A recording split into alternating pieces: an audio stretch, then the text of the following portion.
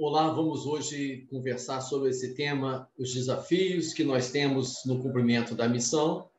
O nosso texto básico está no livro de Atos, capítulo 16, o verso 16 a 36. Nesse trecho, a gente vê que Paulo e Silas estavam em uma viagem missionária e havia uma jovem adivinhadora que era explorada por outras pessoas que faziam dela, então, uma fonte de sustento pelas adivinhações que tinha.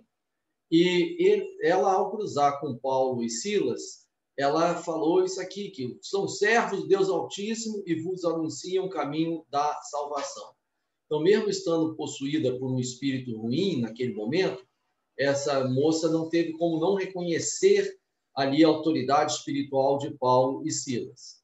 E irados por terem perdido ali a sua fonte de renda, os proprietários daquela moça, aqueles senhores que a escravizavam, começam a levantar acusações falsas e acabam levando, então, Paulo e Silas à cadeia. Na cadeia acontece um terremoto tremendo que faz com que as portas da cela se abram. O carcereiro, quando vê aquilo, ele tenta se matar, ele pretende se suicidar, tamanho o medo que ficou de quais seriam as consequências. Mas Paulo e Silas o acalmam e falam, não, ninguém fugiu, estamos todos aqui.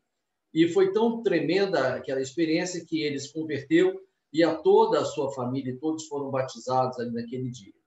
E Paulo e Silas, depois, eles acabaram sendo soltos, que viram que não tinha sentido a acusação contra eles.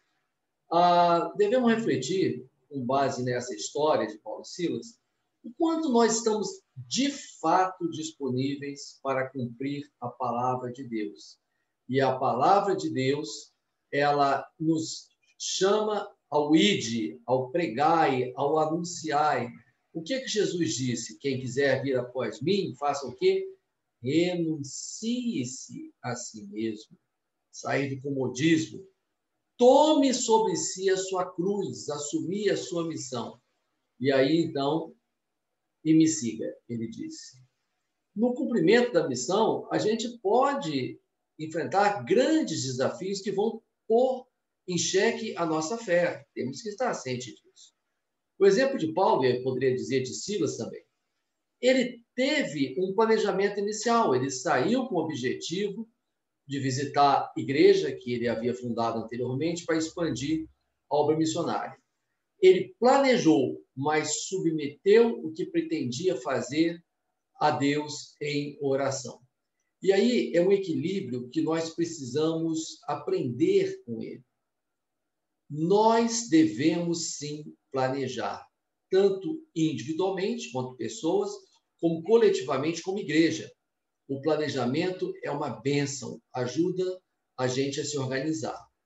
E, por outro lado, temos que submeter o nosso planejamento à vontade suprema de Deus.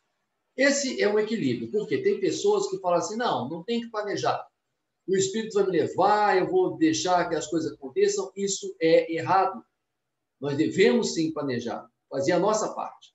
Por outro lado, tem pessoas que, após terem suas ideias, suas convicções, traçarem seus planos, ficam fechados para a ação do Espírito Santo. Então, devemos planejar, mas deixar que os nossos planos sejam confirmados ou não por Deus. E Deus não confirmou o desejo de Paulo de ir para a Ásia e colocou em outra cidade, outro local. Mas nenhum problema o desanimou, nem a ele, nem a Silas, nem mesmo a prisão. E muitas vezes eu vejo que há pessoas que desanimam só pelo fato de algum plano, algum propósito que traçou não ser confirmado por Deus, não acontecer. Olha, a situação de Paulo e Silas foi muito pior do que a não confirmação do plano. Eles foram presos e nem assim desanimaram. Então, precisamos aprender com essa bonita história. Outras lições é que os propósitos de Deus, eles às vezes são revelados aos poucos e são muitas vezes inesperados. Tem pessoas que acham que tem que saber tudo que vai acontecer em detalhes e vão agir apenas quando tiverem tudo aquilo confirmado e detalhado. Está errado? Deus, muitas vezes, vai nos dando, aos poucos, a revelação daquilo que Ele quer que façamos. Outra lição importante é que a fé e a esperança que Paulo e Silas tinham ajudaram eles a enfrentar os problemas de cabeça erguida. E aí é algo muito importante para cada um de nós. Nós também temos fé, não é verdade? Nós sabemos em quem temos crido. Então, problemas teremos, no mundo tereis aflições, disse Jesus. Mas a cabeça erguida é o que nos faz caminhar com segurança.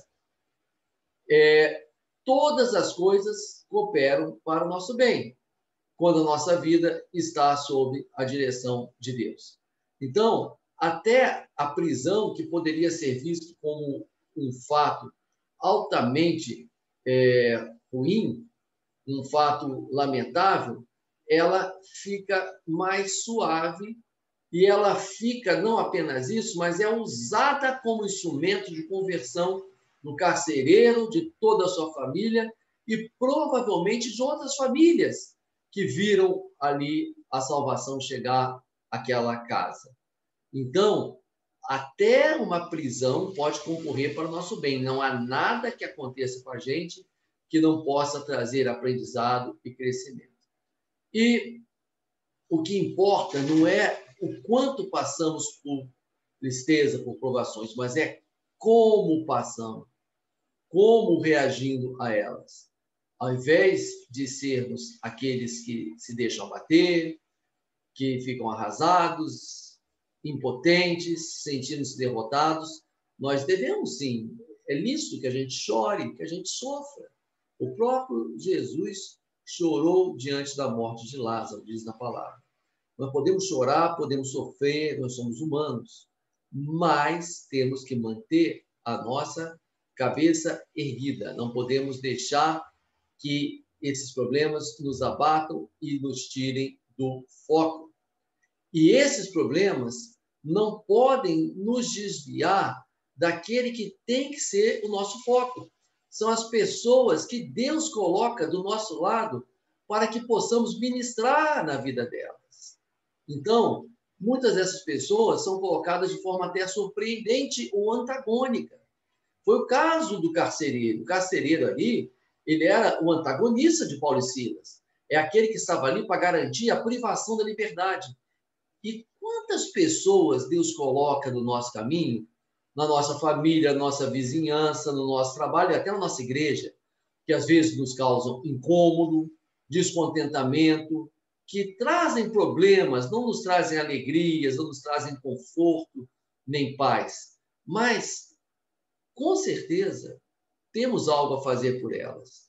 E o que Deus espera é que nós aproveitemos cada oportunidade e saibamos que o que há de melhor que podemos fazer na nossa missão é fazer o bem ao próximo. Então, em qualquer circunstância, nós temos, tanto individualmente, quanto coletivamente como igreja, que manter uma postura missionária. Nosso compromisso tem que ser com a salvação de vidas, salvação de pessoas. E anunciar, então, o Evangelho tem, sim, seus desafios. Podemos enfrentar situações muito desfavoráveis, mas é com as experiências que passamos, que vivenciamos, que nos vem maturidade e santificação. Então, nada nos faz crescer mais do que abraçar a missão. E o crescimento é ainda maior nos momentos de dificuldade, assim como a santificação. Santificação entendida, teologicamente, como a separação do estado de coisas deste mundo para nos aproximarmos de Deus. Santificação não é que nós vamos ser totalmente perfeitos ou sem pecados, não. Mas nós vamos buscar nos separar do estado de coisas e estar realmente nas mãos de Deus, para que Ele possa operar em nós e através de nós na missão que devemos abraçar a cada dia. Que Deus nos abençoe ricamente, e faça cada um de nós missionários e missionárias na sua obra. Amém.